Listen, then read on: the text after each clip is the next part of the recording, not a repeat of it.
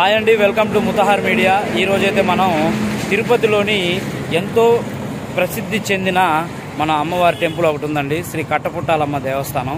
So మనం ఈ గుడికి అయితే ఇప్పుడు వచ్చాము. ఇక్కడ విశేషాలు ఏంటో కూడా తెలుసుకుందాము. చాలా పెద్ద ఫేమస్ అండి. సో చూద్దాం ఒకసారి. కొన్ని వందల సంవత్సరాలు చరిత్ర ఉన్న ఈ అమ్మవారి టెంపుల్ అయితే మనం దర్శించుకుందాం. పదండి.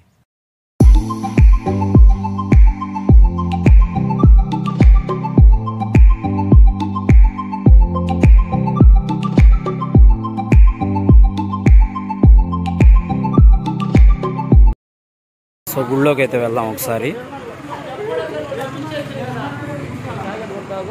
పూజా సామాన్లన్నీ ఇక్కడ దొరుకుతాయండి.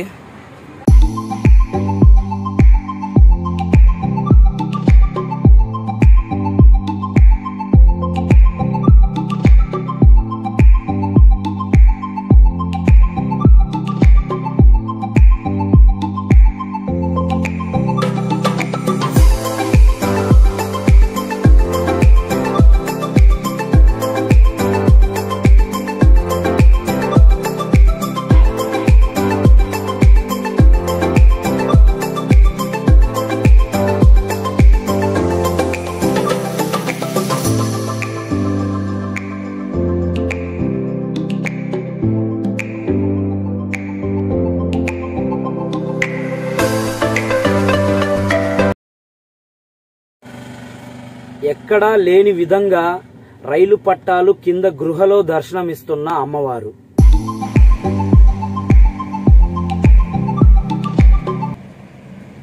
వచ్చేసి మనకొచ్చి చూడండి, పైన రైల్వే పట్టాలు ఉంది.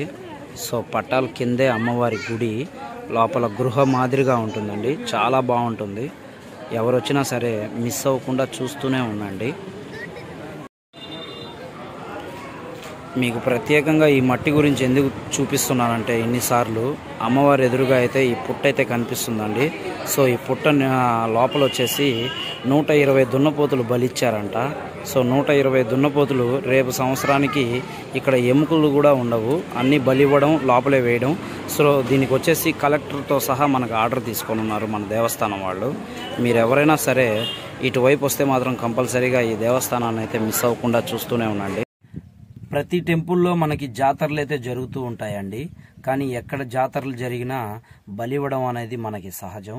కానీ ఈ టెంపుల్లో మాత్రం బలిస్తే, ప్రతి సంవత్సరం దున్నపోతుల్ని బలిస్తే ఇక్కడ వచ్చేసి పూడ్చిపెట్టడం ఆనవాయితీ. ఎందుకంటే అది పూడ్చిపెట్టి రేపు సంవత్సరం అదే జాతర టైంలో మళ్ళీ తవ్వితే అక్కడ ఎముకలు కూడా ఉండవు.